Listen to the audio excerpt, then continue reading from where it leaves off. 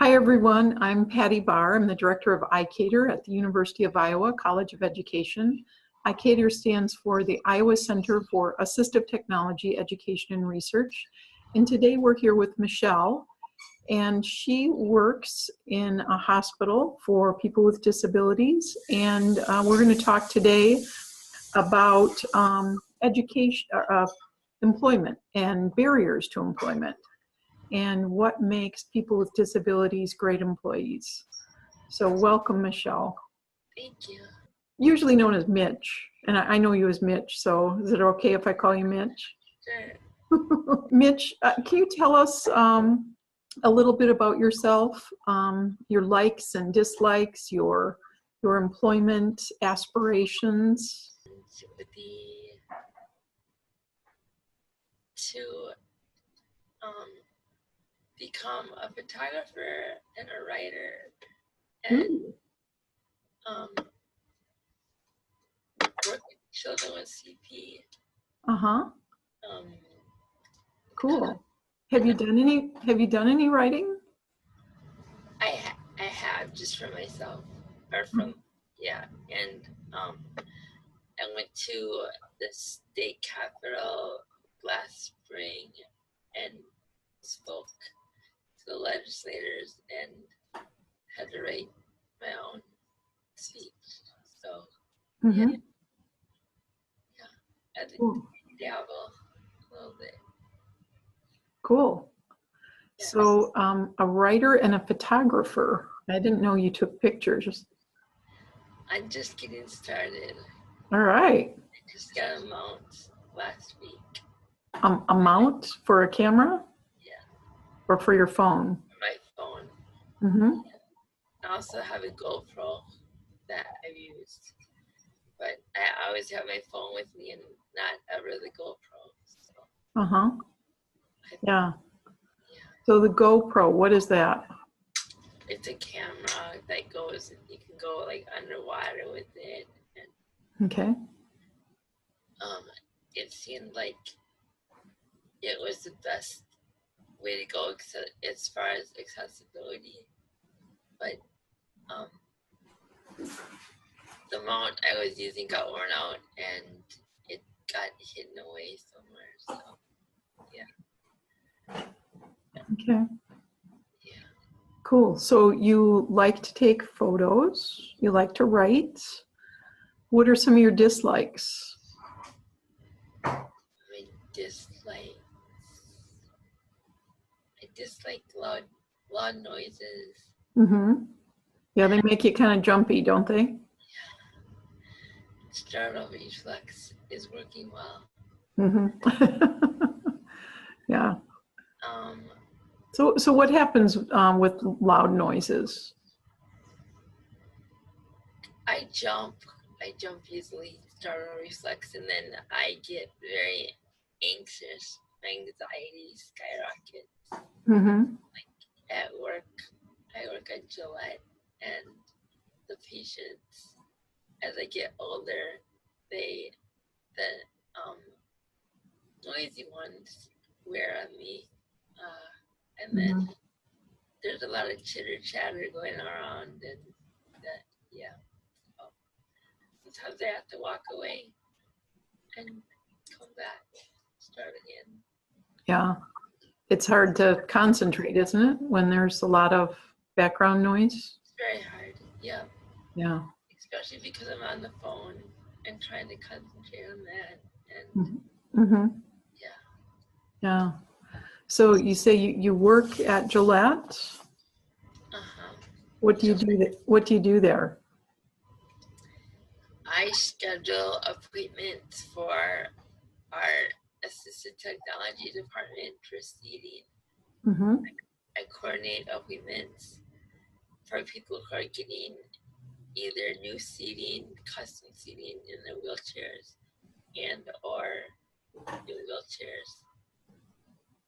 So I coordinate with the outside vendors, wheelchair vendors, to once a wheelchair is approved, then I go ahead and schedule the appointment. And we are usually booked out months Sounds kind of complicated. It is. It can be. Sometimes I feel like a detective. So a lot of phone work. It sounds like some computer work too. We just got a new program a year and a half ago called Starter, and it was a challenge to learn that system. Mm-hmm. It is a challenge every day to use that system because there's a lot of clicking and small boxes that need to be pushed or clicked, and somewhat. So what would you say to that software developer if you had a chance to talk to them? I would say less buttons and some more defaults would help. Is there a way to tab through things? No. So it's not very accessible if you can't tab through things. So it's clicking them using a mouse a lot, and then I actually have a spreadsheet now that I can copy and paste the MR number into Cerner, so I don't have to type that much anymore. That's good. Yeah, and I have a phone that I can use voice activation on my computer at work to type emails. Is it easier to access your phone than, say, a standard keyboard? It is. My range of motion has gotten less and less over the years, so everything's in one spot, and my phone is always right there on my tray. Do you use your voice for access to the computer at all? No, my voice changes so much that no, I tried that once years ago. I tried to use Dragon years ago, but the Dragon would pick up my phone calls and start typing what I was saying on the phone. Oh, yeah, that's not good. in the middle of your professional paper, you've got a phone call, huh? So, hey, can we back up? There was another question I wanted to ask you, and it was about barriers to employment.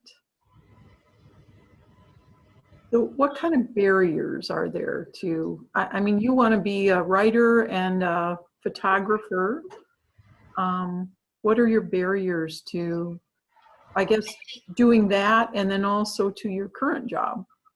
I think to my current job, Social Security is a barrier. I am still on Social Security because I am not able to, I don't have the stamina to work full time, so I work part time. But you can't really live on that. Right. Social Security limits how much money I can make. So pay raises are little because they have to be, and I get audited every few years. Luckily, I've been lucky with Gillette because they have supported me in telling Social Security everything that my coworkers do for me, like put on my Bluetooth when I get there, take off my coat, set my mouse on my tray. So yeah, if Gillette hadn't done that all for me, I would have had to pay back a whole year's of Social Security to them. Wow. It's a lot of money. That sounds pretty outrageous. Yeah. Whew.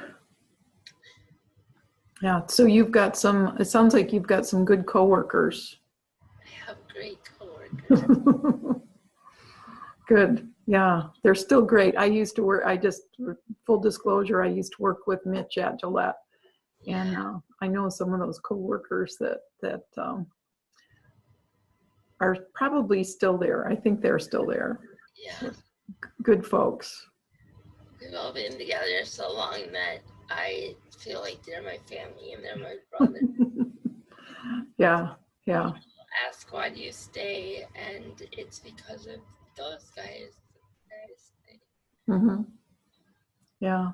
So even though that's not your ultimate, your dream job, you know, you'd rather be going out and taking photographs and writing, but you like the people that you work with. I do. Your current job. Yeah. Makes it for an easier day at work when you like the people you work with, huh? Yeah. Yeah. Good. What would you say about barriers to work that you've dealt with? Things that have made it difficult for you to work besides Social Security. Is there anything else? Right now, my desk is in a corner between where our providers chart note and come in and out of a door. Mm-hmm. And then the waiting area and then the check-in. So the coffee machine is right behind me. So there's a lot of noise to try to work around, and sometimes it gets to be too much. It seems like as long as I've been there, Gillette hasn't planned ahead for growth. So there's no room for me to move anywhere. Mm-hmm. Yeah. Yeah. When you think about, I've been working a lot with universal design, and you've really got to think ahead of time to include people in wheelchairs in the workforce. Yeah. It's a lot easier when it's on paper than after the fact. There's a few doors that I can't open or close, so I had to ask for help to get to do that, and that's frustrating for me. Mm-hmm. I feel like I have to interrupt people to open the door for me, and there's no reason for that. There could easily be a door opener put on Mm-hmm. a couple doors. So, how about transportation, just even getting to work? Transportation, there's a company here called Metro Mobility. I take them back and forth to work each day in the morning and afternoon, and over the years they've gotten to be busier and busier, and my trips have gotten to be longer and longer. Oh, bummer. And so it's not just they pick you up and take you to work. They pick you up and pick up another person and pick up another person. Yeah. And drop. Mm-hmm. Yeah. So how long does it take you to get to work? It takes me an hour and a half sometimes. Wow. And then the same going home? Yeah. Wow. I did get a new van a year and a half ago. Mm-hmm. So one of my PCAs comes and gets me every now and then and drives me home. So I'm home in 20 minutes as opposed to an hour and 15 minutes or whatever it is. So. Wow. Yeah. Yeah. How about driving yourself? No. I'm struggling to drive my wheelchair these days. Okay. So, yeah. Okay. All right. I'm just thinking of I know you, but there may be other people that are watching this that might not. Um, you drive your wheelchair with a joystick? I do. I have cerebral palsy. I'm 53 years old, and it's gradually getting harder and harder to do things. I was very independent, I think, or more independent when you were there. Um, but these days I struggle. Minnesota is not my friend in the winter In the time. winter, yeah. I'll tell you, I look at the weather in the Twin Cities, and I look at the weather here in Iowa, and I'm like, oh, it's 20 degrees warmer here. So I think of you in the winter, definitely. If I could find a state that is more welcome to, or as welcome to someone with a disability as Minnesota is, I would be gone. Yeah. Yeah. So there's pretty good services there, huh? There are pretty good services here. Yeah. Good. So I want to know I want to know a little bit more about some of the technology that you use in your job. So you mentioned a computer. Yeah, I use a computer, and I use that smaller size keyboard. It's like a keyboard without the extension on it, right? You're Yeah. still using that one? Yeah. So without like the keypad and stuff. And then the keyboard rests on a tray that is attached to my desk, so that it sticks out a little further so that I can reach it. And then I use a headset that finally has gotten to be a Bluetooth headset, so I'm no longer attached to my desk. That's probably good. Yeah, and then there's a button that I press to answer and hang up the phone. And where's that button? That button is in front of me on a 2-inch piece of foam along next to my phone, which is on the phone and is tilted up. So it's at an angle. Yeah. Okay. And how big is you mentioned your tray. How big is your tray? My tray is very small. Maybe it's a square, 6 inches maybe. Yeah. So my phone sits on there, my switches to my wheelchair sits on there, and yeah, and then my cards for Metro, for my bus. So okay, so just the essentials are on that tray, and that's all you need. yeah, my tray's gotten smaller and smaller over the years. I need a bigger one. So as your range of motion has decreased, your tray gets smaller because that's the size that you can reach. Yeah. Okay. Yeah. Okay. Cool. Do you still use the X keys? Yeah. Okay. Yep. So if I remember right, that was like a 50 key keyboard, and so you've got 50 macros that you can have. That I can have. Yep. I had once we got Cerner, I didn't need all of the keys that I had before, so I reprogrammed some of them. Maybe Good. 15 of them. Yeah, but that helps. I don't have to type my password every time. or the vendors. And it's fairly easy to program. Yes, very easy.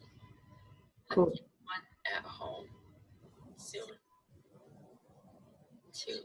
So that would be nice. So computer, you mentioned your wheelchair. The phone with Bluetooth. I have a seat elevator on my chair. Okay. So the seat raises up about 8 inches, 9 inches, so that I can now be eye level with my coworkers. And oh, cool. That's yeah, it is important. I feel like that I'm no longer short. I'm looking at bellies. I'm looking at faces. You've grown taller. Cool. Yeah. So you can kind of be more at people's eye level and not when you're having a conversation. Right. Yeah. That's cool. And that's important. Yeah, it is. I can participate in conversations easier, or feel like I'm more involved in conversations when I'm cool. Yeah. How about meetings? How do you participate in meetings?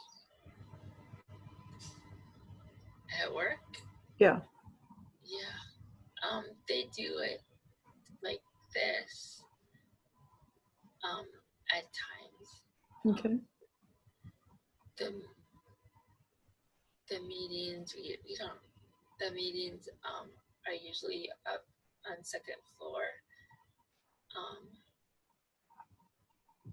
So is there an elevator that you can access independently? There's an elevator. I can't access it independently. No?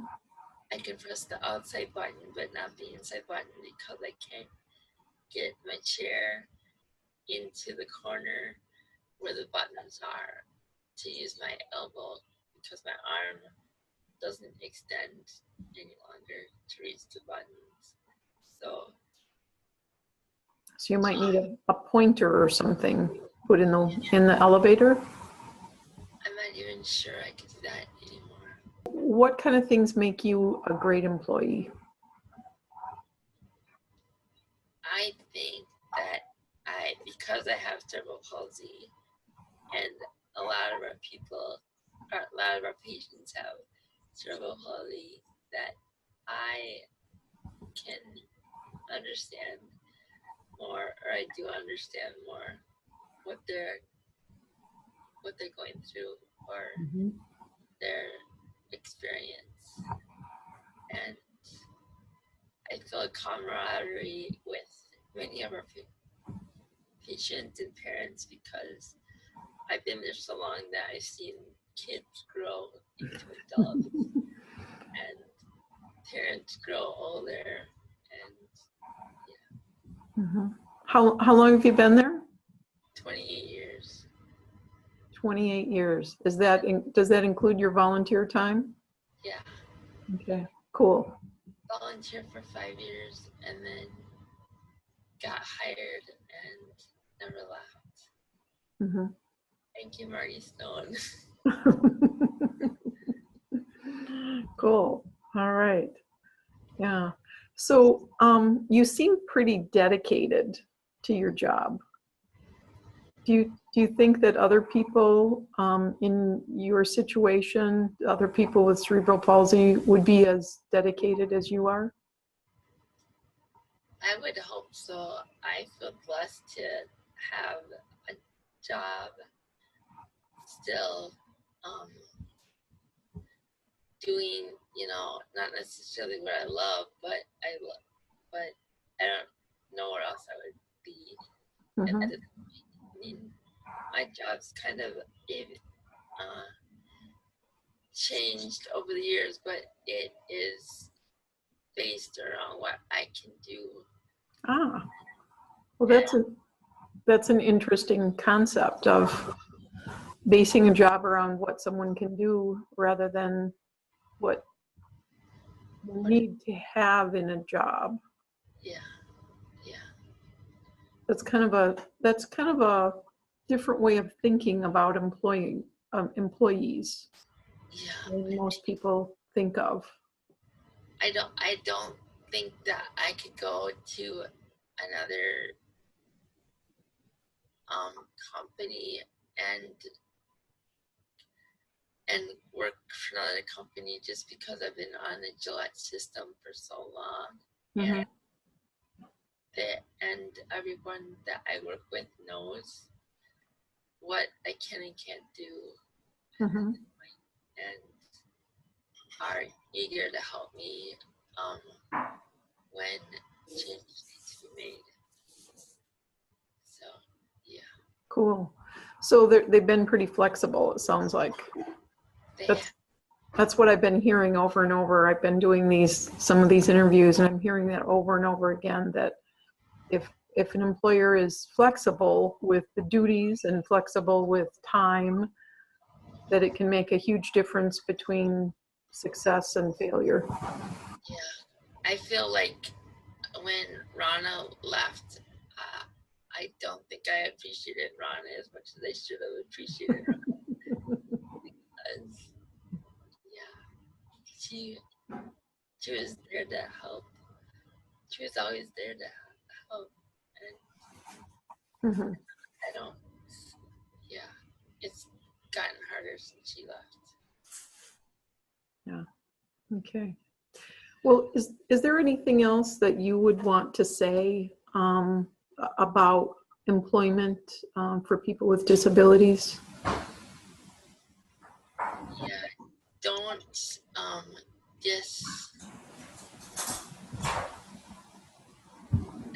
I mean, don't base your judgment, or don't judge based on a disability or what a person looks like, because you never know what that person can do. Mm-hmm. Yeah. Yeah, that's great. All right. Anything else? I know. Okay. All right.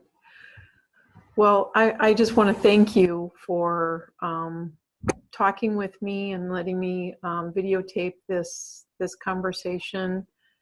This will be up on our website. And this project is funded through the University of Iowa Center for Excellence on Disabilities. And again, I just want to thank you for being with us today.